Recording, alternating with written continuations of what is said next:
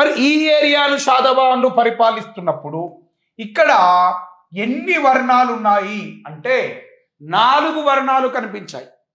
ఆ 4 వర్ణాలు ఏమిటి అంటే, ఒకటి బ్రాహ్మణులు. ఏమంటున్నా రైట్, ఇక్కడ తీసుకోండి అమ్మా. రైట్, ఏమంటున్నామండి? బ్రాహ్మణులు అని చెప్పి పిలుస్తున్నాం. ఈ శాతవాహన సమాజంలో ఎన్ని వర్ణాలు ఉన్నాయి అంటే 4 వర్ణాలు ఉన్నాయి. అందులో ఒకటి బ్రాహ్మణులు, రెండోది వచ్చేసి క్షత్రియులు. ఏమంటున్నా? క్షత్రియులు అంటున్నా.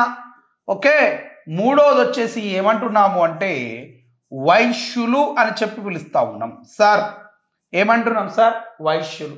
వైశ్యుల తర్వాత కనిపించేది ఎవరు సార్? శూద్రులు అనేవాళ్ళు మనకు కనిపించడం జరుగుతుంది. ఎవరు కనిపిస్తున్నారు సార్?